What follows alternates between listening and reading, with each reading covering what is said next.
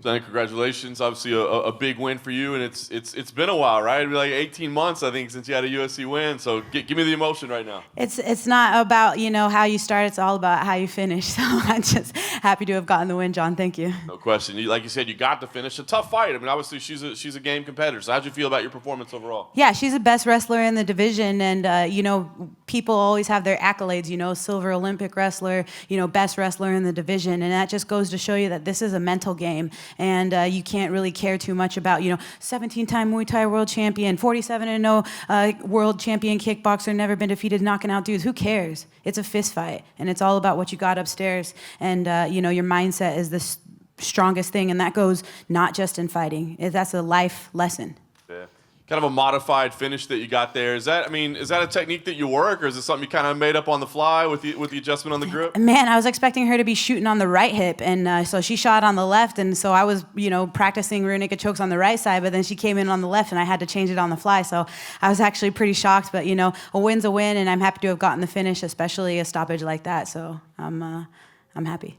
What's the stretch been like for you, right? I mean, you've had layoffs and injuries and family stuff and everything going on. So what's this been like for you? Yeah, it's crazy. There's more to life than fighting inside the octagon. You got to, enjoy life, and life is all about experiences. Of course, I'm happy to have had my baby. I don't think that, any belt is bigger than the prize that I won by having my daughter. I think she's the absolute biggest joy and the most proud thing in my life, that, the biggest accomplishment that I've ever had.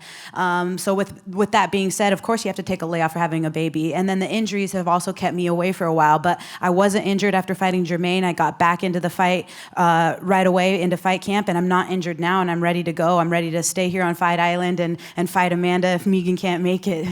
Fantastic. Yeah, last thing I want to ask you about, Amanda kind of chirped back on Twitter already. She's like, hey, I don't know. So why are you the right fight? Why are you the one to fight? Well, first off, when she fought Miesha Tate at UFC 200, I had just beat Kat Zingano, and Kat Zingano had just stopped Amanda Nunes. So Amanda said she would fight me, and then she went and fought, Ronda Rousey. And then, of course, I was going to wait and bench myself, but then I got, strongholded into fighting Valentina.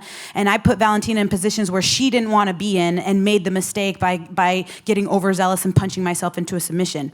Same thing with world champion Jermaine Durandiman. I put her in a position that she didn't want to be in, and I screwed myself by not pulling her off the fence more and thinking I was caught in a regular guillotine. I was shoulder pressuring her, and I was like, thanks for I'm passed to the right side, I'm shoulder pressuring, thank you. And then I was like gurgling, and I was thinking like, man, I'm shoulder pressuring. Maybe I need to shoulder pressure more. And then I was gurgling, and then I was out. So anyways, I'm putting these girls in positions that they don't want to be in, and I'm the one that's making the mistakes. She says that I'm not a contender, Amanda Nunes. Also, a girl with 500 record with, 3 wins and 2 losses in the UFC is more of a contender than I am. I don't get it. She told me that she would fight me, and now she's saying that I'm not a contender, and that just, to me, just sounds like she doesn't want to fight me. So whatever, I'm not injured, and I'm ready to step in short notice if that's what needs to happen, but that's the only fight that makes sense to me, John. You had said that you were kind of strong-armed into fighting Valentina, and you had planned on sitting out. Is now the plan to sit out until you get the Amanda fight if Megan does make it to that fight?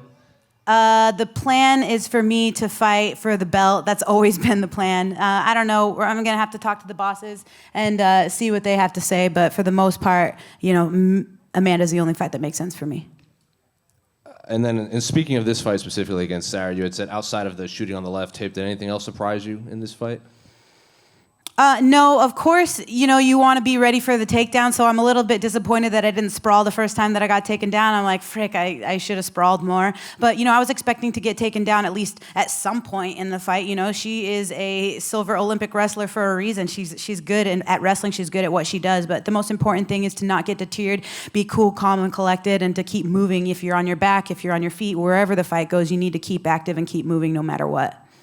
And then she's been submitted a few times in the UFC career. Was the blueprint out there for you if you did get in specific positions after watching her last fights? I definitely think that, watching some of her fights, when the fight goes her way and she's in control, she's a nightmare. When the fight doesn't go her way and she's not in control, she'll quit. So I think that was definitely something that I had in the back of my mind.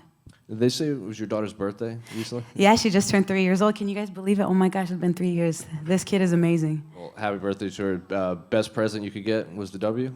Yep. I got the bag. I'm coming home with the win. I'm gonna hopefully find one of these sheiks to take me out to buy me some gold earrings for my baby and some bracelets. If you're out there, sheik, prince, whatever, I need to buy some gold and they won't let me off this doggone island. So I want some gold for my baby. She just won. It's her birthday. Come on, somebody help me out. Thank you.